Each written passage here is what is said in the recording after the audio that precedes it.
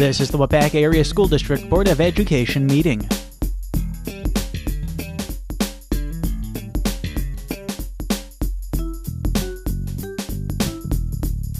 Mr. Glada, would you lead us in the pledge, please? To the flag of the United States of America and to the republic for which it stands, one nation, under God, indivisible, with liberty and justice for all. Thank you. Call the meeting to order. We have the roll call. Two members excused. Yes, Pat Fair and Connie Baldwin. Thank you. With that, we will move to the agenda. Is there a motion to approve the agenda? Second. Motion and second. All in favor? Aye. Opposed? Thank you. Public comment. I think we got away with it. Okay. Again. There being none, we'll move on to approval of the minutes of the July 12th regular board meeting. Everyone's had a chance to review those? I would move approval. Second. Motion and second. Is there any discussion? Being none, all in favor? Aye. Opposed? Thank you. Communications, Mr. Dean. Okay, we had one anonymous donation by a kind-hearted citizen who was going to get a parking ticket, and he was in the same area as our new chief of police, or our interim chief of police, who was talking with him, and because he was an out-of-towner, Brian Ozell reduced the fine amount, and so the citizen said, I'm going to pay it forward. I'm assuming that you have some sort of anti-drug program campaign for your school district. I'd like to donate $25. So we had a $25 cash donation from an anonymous out-of-towner. Oh, that's nice. Yeah, That's very wonderful. nice. We also had a thank you note from the Dave Larson family for the passing of his mother. We want to extend our sympathies to Dave and to Julie as well. And then a new item that we have this evening is the superintendent's report. And it's just 3 or 4 pages back to back, fine print, so it won't take too long. The first item that I have to report tonight as part of the superintendent's report is the resignation of middle school principal Ben Rayl. Ben has been tabbed to be the new district administrator and principal for Tigerton School District, just up the road. So we want to congratulate Ben, certainly, and wish him well and thank him for all of his years of service here in Waupaca. Building and grounds updates. Our well project out at the high school is complete. The Chain of Lakes boilers are in. The bids are in. The winning bid has been identified, and we believe we'll have the boiler rather, installed by the beginning of our school year. The WLC gymnasium floor has been stripped, sanded, resurfaced, and sealed, and looks beautiful. Tennis court resurfacing project is complete, and folks are out there enjoying our tennis courts once again. Is there a pickleball court included on that? Yes. There is, someone asked me about that. There's two courts that are pickleball. We've worked with Aaron Jensen in the city. That's awesome. Cool, okay, sorry. Yep, you bet. Middle school auditorium project, the lights and sound overhaul, is also complete, and the roof project is scheduled to begin shortly. The remainder of the district gym floors are in the process of being sealed, and the building cleaning is going somewhat according to schedule. The Comet House, we have received the payment for the Comet House, and we are in the process right now, or actually the new owner is in the process right now of securing the route that it will have to travel. There are a number of power lines that will have to be moved and some mailboxes that will have to be moved before the house can find its new location. On August 23rd, Do you I'm have a sorry. target date on that? We do not have a date yet. We're still working with the city and the county on the power lines and mailboxes. Where's it going to go? You know, Jen Herb is not here, and I don't recall the specific location. Do you, Carl? I thought it was down King Road, that they're gonna move it down towards King. Yeah, that's what I thought. So it should be relatively quick. Yeah, it's not a farm move, the problem is that it's a narrow road. Yeah. And so they like to use a long stick to push the wires up, but because the poles are so close together and the wires are so tense, they don't have the slack to be able to do it. Oh. So part of the problem is that they've actually got to disconnect electric wires rather than just raise them. And take out a whole row of mailboxes. Yeah. So it is a shorter move, but it's a more difficult move than the other one. Governor Walker will be visiting Waupaca on August 23rd. He has asked that we provide a teacher and 4 or 5 students to be part of a listening session that he will conduct with other Waupaca dignitaries. So he will be at the public library from 1:30 until 3 p.m. and Mr. Dale Felt and 4 or 5 juniors and seniors will be joining us at the event. Back to school preparations continue to take shape. Back to school kickoff will begin with breakfast with the board on August 29th. Please mark your calendars. We've been busy identifying a number of professional development opportunities for our staff to participate in, and we look forward to their return at the end of summer. Our voice over IP phone system is on schedule to be in place prior to the beginning of the school year. And likewise, Chain of Lakes has some new playground equipment that is developmentally appropriate. And has that been installed also, Rhonda? It is scheduled, I believe, right? Scheduled to be installed, so. And then finally, last 2 items. Waupaca High School baseball team was recognized at a recent Brewers game a couple of weeks ago. So Coach Cronk and the Division II state champs were able to take the field and receive some accolades from the crowd. So congratulations again to them. And then finally, we want to celebrate and welcome the 11 new teaching staff that we have brought on board into the district over the last couple of weeks.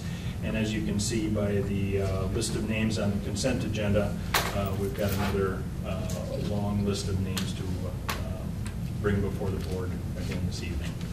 So that concludes the inaugural superintendent's report. It wasn't too painful, I hope. Not too bad. Yeah. For the playground equipment, will that be in before school starts? Is it? Excellent. Okay, very good. Well, I'll take a pause. I'm in a meeting. All right, bye. Okay. Did you have anything else on Mr. Shambo? Sorry. Okay. Jeez. We'll move on to upcoming meetings and other activities, as well as the board monitoring. Yes, so you can see the upcoming meetings and other activities as they are presented. As far as board monitoring goes, just a real brief enrollment and budget update for you. We continue to receive open enrollment in and out applications. Of course, it's a bit of a slippery slope at this point in the summer to really get a grasp of who will show up on the first day of school. Families do have the opportunity to apply to as many as 3 school districts, so which school district they actually attend in the fall is always a bit of a guessing game.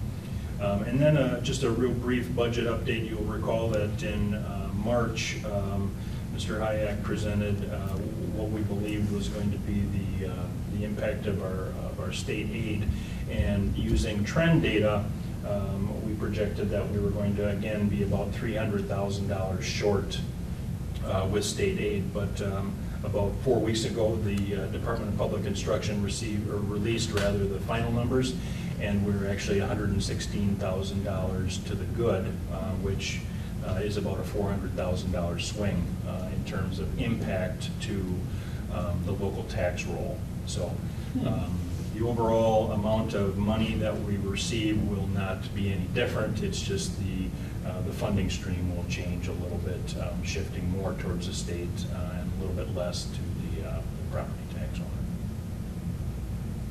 So that concludes our enrollment and budget update. And then for the board's consideration and discussion, We've put together a draft monitoring schedule, and we would welcome any discussion and opportunity for feedback as such.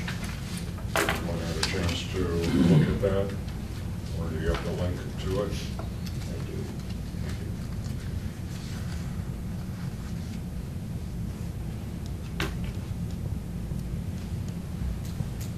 Would you like me to run through it? If you could just highlight a couple of them, if you would please. For example, January, that's Sure. one that could use a little further explanation. Sure, absolutely. But if you want to just touch base on all of them, that would be appreciated. Yeah, if you can take a look up here at our projected image. This is an image that we've been talking about at length in cabinet and a little bit with our leadership team. And it's really the concept, if you think of it in terms of an umbrella. So multi-tiered system of support is an umbrella that really shields the student. And underneath that umbrella, you have really two sides. You've got academic achievement, which has really taken the shape of response to intervention over the last several years. And then you've got PBIS, or the Waupaca Way. And as we've been talking, we believe that a multi-tiered system of support is an all-encompassing image that also aligns to the district ends policy. So you've got academic achievement, which again aligns to the left side of the umbrella. And then you've got citizenship and responsibility, which also align to the social, emotional, behavioral needs of the child and really fall in line quite nicely with the Waupaca Way. And although this is somewhat small print up here, you can see that there are a number of interrelated arrows. But really everything that we do as educators in the school district should fall conceptually under this umbrella. So if you pull out a couple of examples, as we were talking this morning, Carl's budget development, for example.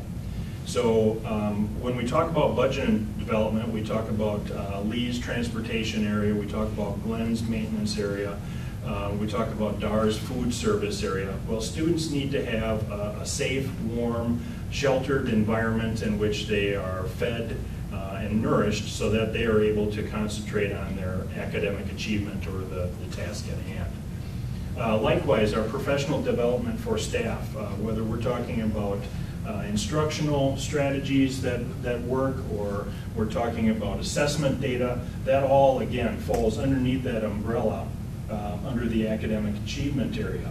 The Waupaca Way teaches citizenship and responsibility, again, falls under that social, emotional, behavioral area. So when you think of a multi-tiered system of support, you're thinking about a system of support that really addresses the needs of the whole child.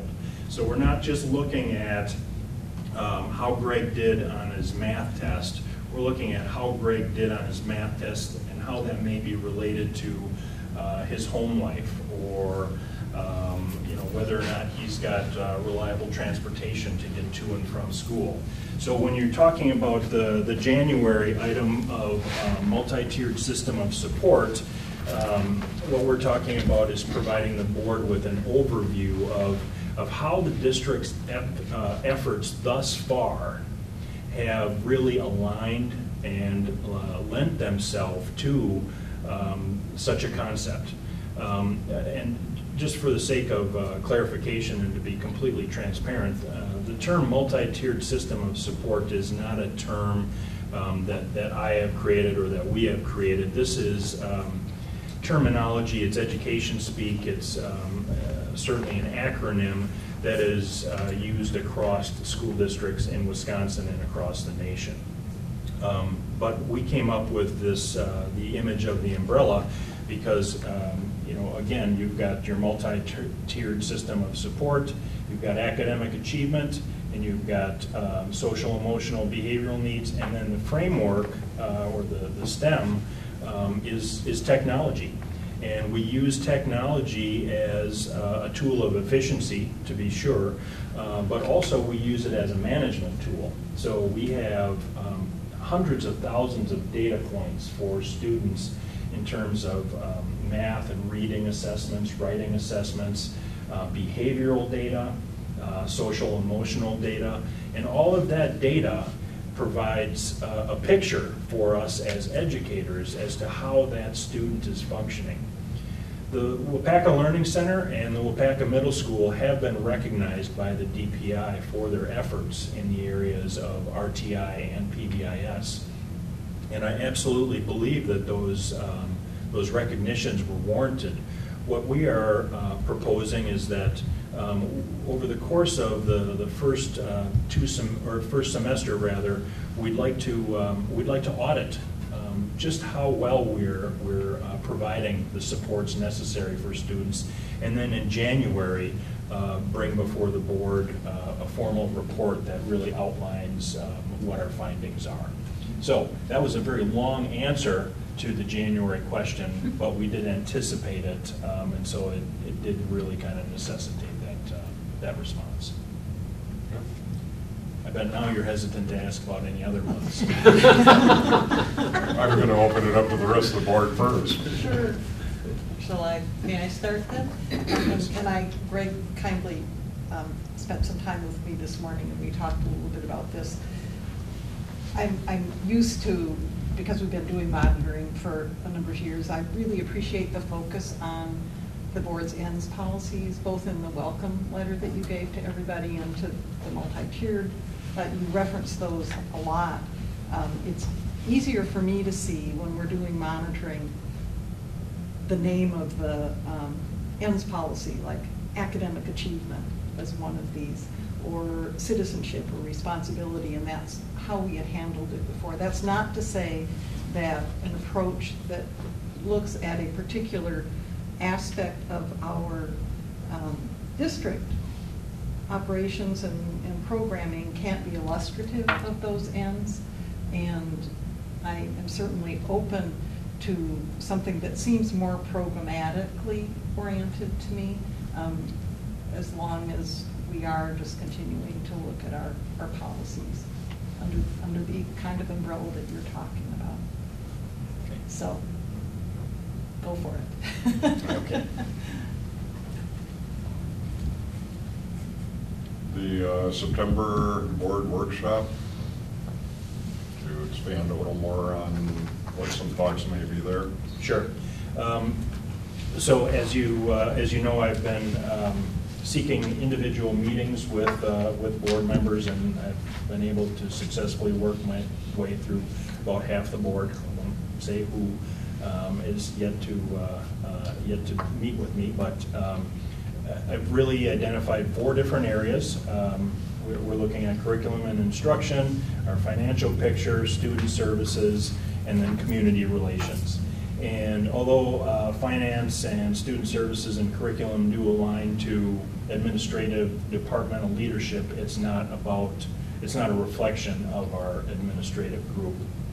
So what I'm looking for is really your views as individual board members about what are the district's strengths in each of those areas and what are the district's opportunities for improvement.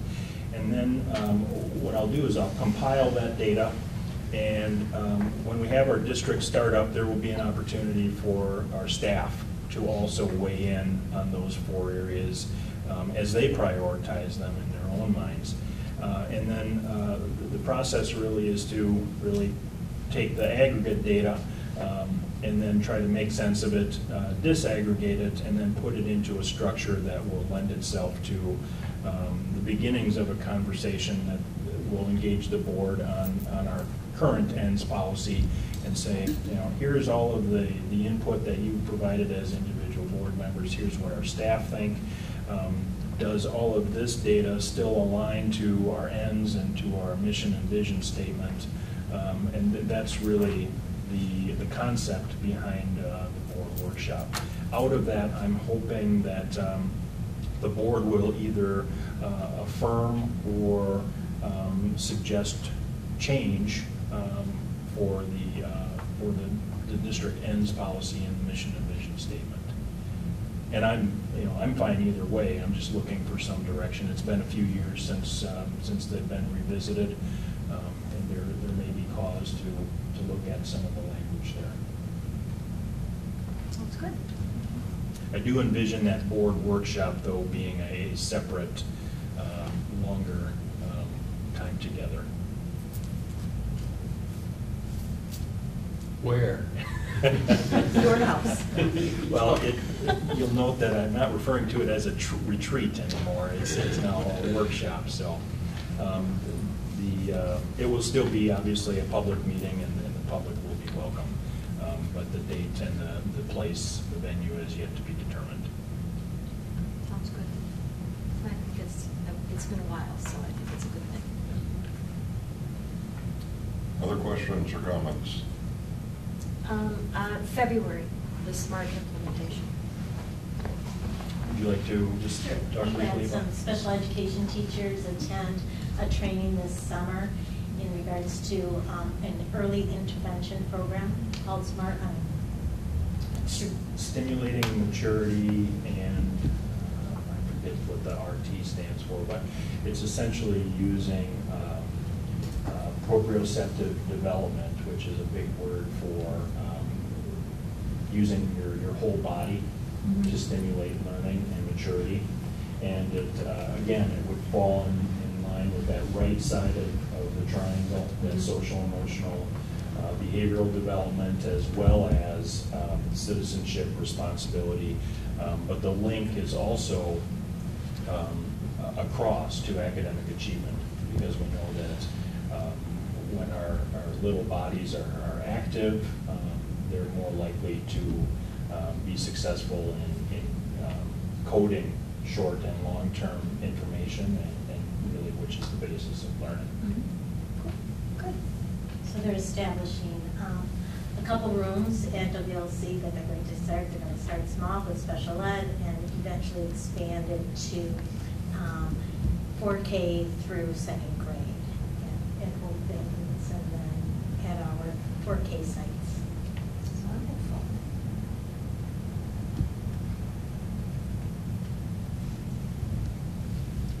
The only other comment I would have is that we have both superintendent and board evaluations scheduled. And I know, especially for the superintendent evaluation, it probably would be really helpful for you to have some idea what the evaluation criteria are going to be. So, and I don't know, Steve, if you see that as something that the personnel committee would, we can talk about this later too, but just want to keep that in mind so we can. Yeah. In the past, I think the personnel committee has really spearheaded that, but the entire board's been involved. Right. So, Okay. this is the board's self-evaluation. That's probably a little more difficult. We did that years ago. We did. We Years did. And there's ago. some tool, there was a tool that we used. Yes. Yeah, I'm sure I have that somewhere. No doubt. Nonetheless, it can be difficult. Nonetheless, I can, yes. Other questions, comments? Okay, very good. Move on to, not that he hasn't been speaking a fair amount already, but the next item on the agenda is the administrator. Yes, so we have a recommendation for modifying our district internet filtering protocol. Julie, would you like to speak to this? We are bound by law to filter, but the only thing that we really are bound by law to filter are inappropriate images. And when we put the filter in place, when the internet came into being in our classrooms, we filtered games, games that weren't educational, inappropriate sites, pornography, etc., social media, and YouTube. Because we were fearful of social media, and YouTube took up too much bandwidth, and we didn't have a big enough pipe to be able to provide YouTube into our classrooms. In the last 2 years, we have completely redone our infrastructure. So our wiring closets, per se, and our pipe into the buildings are much larger. So we no longer have to filter these instructional tools because of lack of resources. And so I have come forward to request that we look at putting some instruction and policies in place and open that up. I have been approached by teachers at every single grade level saying there are so many great resources out on YouTube, or, you know, I'd like to use Facebook in my classroom as an instructional tool and communicate back and forth with my students using that. And we're blocking those two things. And so my proposal is that with the policies and in the instruction in place as we move forward into this school year, that we unblock those two items. So policy creation first and then unblocking. Mhm. Yeah, it'll be a real communication element to this. We certainly don't want to instill fear in our parents when we communicate that we're going to modify our filter. But likewise, we don't want to limit the incredible instructional value that is also out there in a number of resources. So we'll create that overarching umbrella acceptable use policy for all of our students, and it really extends down into our elementaries now as they gravitate towards technology earlier and earlier. And then once we've got a policy in place, then we'll begin to create the curriculum. We've already really begun that process. And really the curriculum will fall nicely under your ends policy for citizenship and responsibility, because what we're really striving to teach our students is something called digital citizenship. And again, it's not a concept that I came up with, but it's certainly one that's very prevalent in our school districts today. So again, it will align nicely to your ends policies, and then we'll begin to deliver that curriculum through the natural mechanisms that we already have in place. And then we'll communicate a date in which the filter will change. So we'll keep the board apprised of that process as we navigate through it.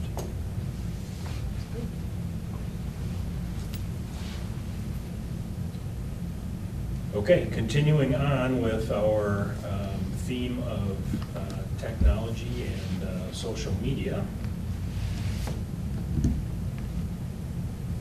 Got a short presentation for you. Julie and I are going to walk you through. So, branding and social media considerations for the Waupaca School District. You can all name that brand. Unfortunately, I just checked these links a few moments ago, and they're already dead. So I don't have the sound. For the technology mentioned. Yeah, I know. I knew that was coming. So my bad there. But they're just sound waves from TV commercials over the years. And you know, if I could have played the Pillsbury Doughboys laugh, the giggle, you know, or the Green Giant, the Jolly Green Giant's ho ho ho, or you know, dude, you're getting a Dell. Some fairly famous commercials, such as the Aflac duck. You know, all you have to do is hear that sound bite, and you know exactly what the product is that that they're representing. Likewise, you see symbolism in our commercials. To be sure, you know, you only have to see part of the golden arches, and you know right away it's McDonald's or Hello Kitty or Twitter, you know, or Adidas. And so those images, along with the sounds and the audio, become what you know. And so these are all branding representations. And the question that we have posed really within our administrative group is, what is our district brand? And there's some confusion out there. Is it the school district of Waupaca with the calligraphy W up there? Or is it the Comets logo? Is it both? You know, you see both in different elements, different touch points around the district, but which one is it? And so when we talk about branding, it's a couple of things. It's a representative promise to your consumer. It's a marketing practice. It's a logo and a tagline that people associate with, with your product, and our product is education. Really, in education, it's a way for us to differentiate the school district of Waupaca from Tomorrow River, from Wild Rose, from Winneconne, from Iowa Scandinavia, and the like. So it's a way for us to really, I'm going to use the word market ourselves to our stakeholders, our parents, our potential parents. So when we talk about branding a district, we want to identify who are our key stakeholders. We need to think a little bit like a consumer now. And certainly our friends in the realty business are going to be key players, because they are oftentimes the first point of contact for people that are considering moving into Waupaca School District. If someone is transferred or they're hired by the Foundry, or they transfer within the state system to King, and they're of a young family age where they have school-age children, you can be sure that they're logging on to our school district website and they're looking for our test data. They're looking for the opportunities for their students. They're doing their homework and trying to determine whether or not they're going to live in the Waupaca boundary or the Tomorrow River boundary. And just using those two as a point of comparison, and probably should have done this as part of the presentation, but if you look at the enrollment trajectory for those two districts, you would notice that one is slightly flat or maybe bent downwards, and the other one is on an incline. So what are the differences between those two districts? Well, there are some. So certainly it's a way for us to create a visual image for our stakeholders. And what we're proposing is to identify what is our master brand. Is it the calligraphy W? Is it the W with the comets? Or should it be something else? We live in a world of high definition.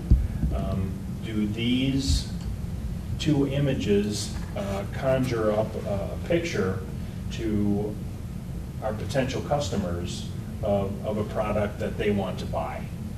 And I know I'm speaking like a marketer right now, but in essence, that's part of what we need to the role that we need to take on as a leadership team.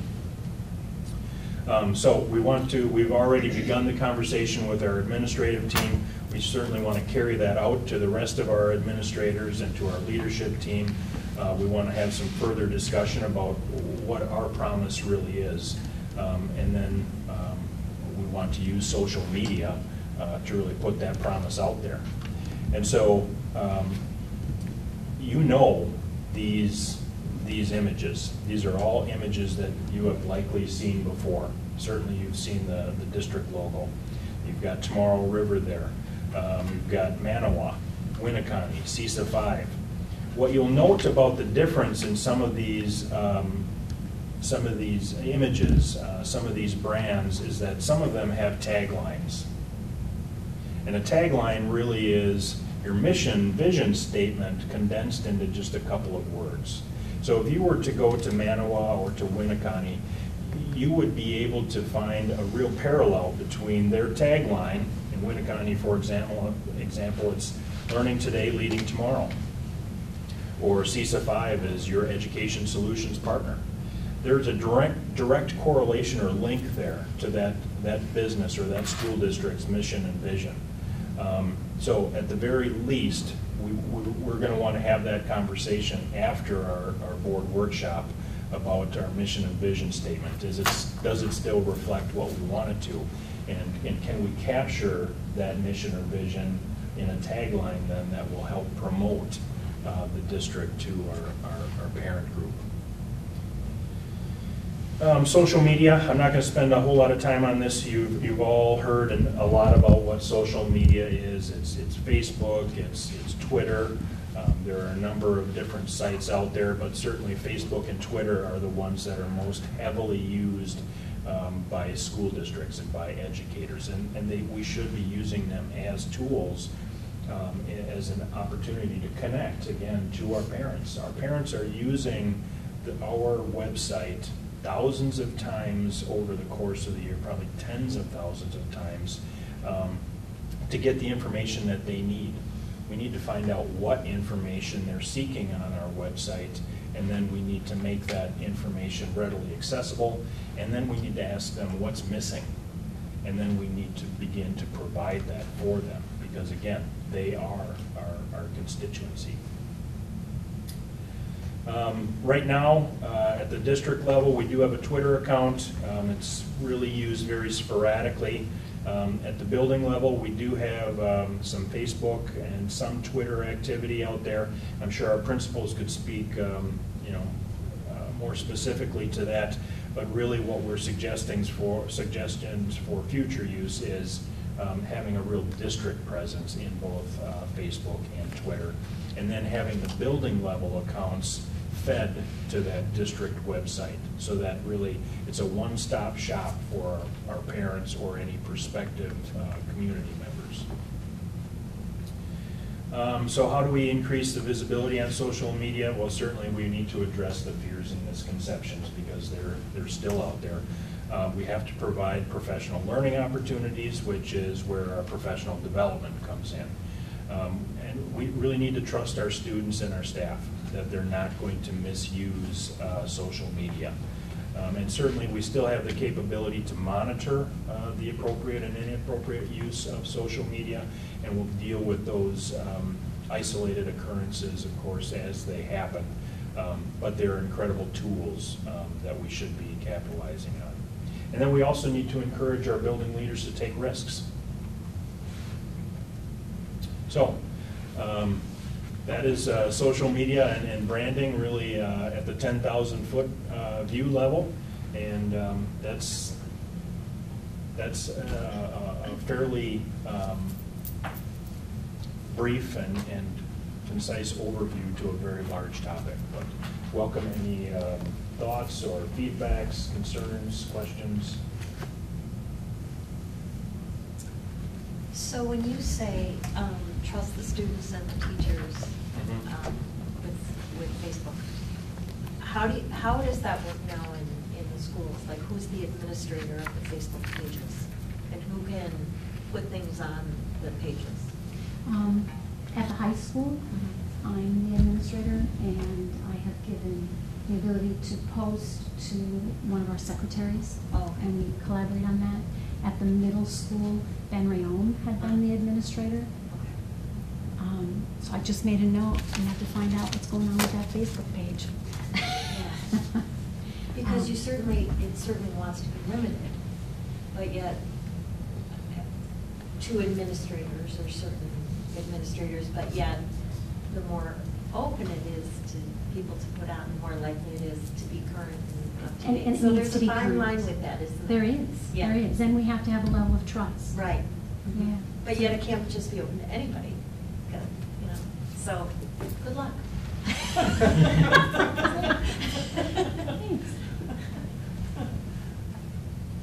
I ran across a story in the last couple of weeks. It was on social media, and they said, when my generation was growing up, a student brought something home and they put it on the refrigerator. And really, Facebook and social media is this current generation that we're teaching right now. It's their refrigerator. And so they want, and it's not just in your kitchen and who visits that kitchen that gets to see it. It's grandma who might be across the United States, or an aunt or an uncle or a cousin or friends that have moved away or live next door. Because it isn't just a social media, it's the refrigerator. That's, if your child is doing something good, you put it on Facebook, and then all of these people get to see it, not just who visits your kitchen. And so the world has really changed, but I thought that was a great analogy of social media, of Facebook. It is the refrigerator of today.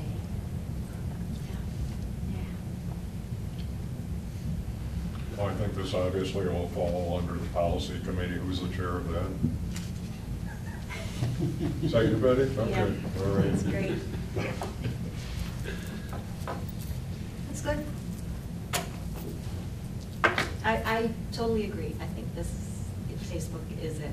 I just know from our experience and where I work that it's all about Facebook now and what we put up on it, and who the administrators of the site are, having several that can do it rather than just the secretary, because it becomes one more burden for her, and she's not always aware of everything that's going on. So the more that you have, the more apt you are to be current with what's being posted day by day, but yet there has to be some control, particularly with students and pictures and names and whatever. It's all about setting up a protocol Right. or a process. Mhm. So, at WLC, for example, John can encourage all of his staff members to, funnel, opportunities, artifacts, pictures, celebrations, everything to, one central repository, and then there's got to be somebody who is filtering. Mhm. And the nice thing is that, when you have a staff the size of John's or any of the buildings for that matter, you can build up quite a cache quite quickly. And so you can keep your image fresh, which is, something that we've been having some discussion about in terms of our current website. Does it remain fresh? Does it have that fresh feel to it? So. But one of the things that you mentioned, it does have to do with staffing and who is going to now have the time to do this. And at some point, depending on how large it gets, there may need to be somebody who does that. Do you anticipate that happening in the near future? I can tell you that districts the size of our neighbor 30 miles to the west, who shall remain nameless, they have a PR person. There are options, though, for smaller districts like our own size. So I think that, we're not looking at making a hire just because we're going to break into the social media realm. But, there's likely to be some increased cost at some point for services provided.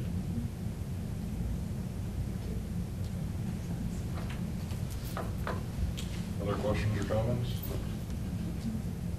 Okay, then we've got one policy update. Yes, policy code 353.1, volunteers in schools, has been submitted to legal counsel for review. And you can see the proposed changes here.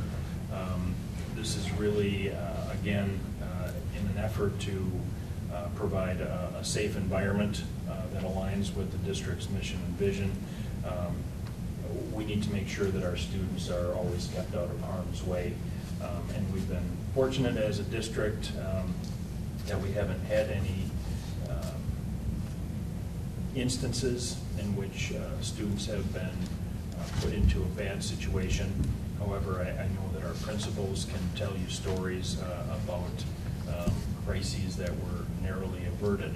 And so we want to try to put into place a process and a procedure that's going to ensure that anyone who has the potential opportunity to be left alone with our students for any amount of time has gone through a background check, and that we know that we're providing a safe environment and the best environment really for our students to focus on the task at hand. Questions, comments? I'm not looking for anything at this point until legal gets back to us. Legal has already come back. responded, yep. You can see Jim's comments. So those are yep. those are his editorial. Those are his editorials, yes.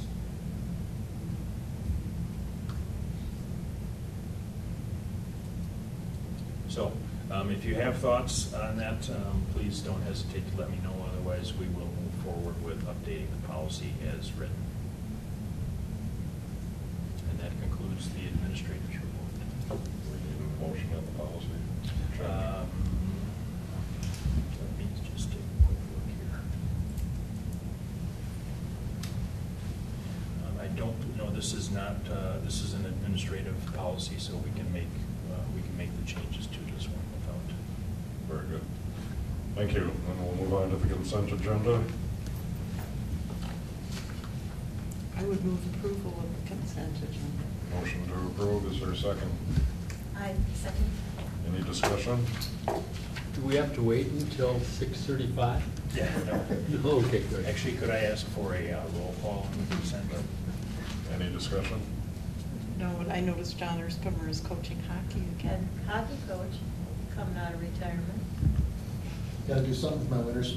I guess. There you go. Good luck with that. How many years has it been? 7. Yeah, we have a motion and a second. Any other questions or discussion? There being none, we'll take a roll call. Hackett? Aye. Mannion? Aye. Robinson? Yes. Shambo? Yes. Johnson? Yes. With that, I'll entertain a motion to adjourn into closed session. I would move.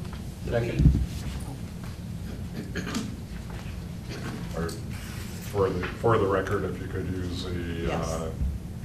statute that we are adjourning under. I move that we adjourn into closed session under state statutes 19.85, parent 1, parent C, to consider administrative staffing changes, noting that no board action will be taking place and that we plan to adjourn that meeting without entering back into open session. Very good. Your second still remains? Yes. Motion and second. All in favor? Aye. Opposed? Thank you, everyone. Thank you.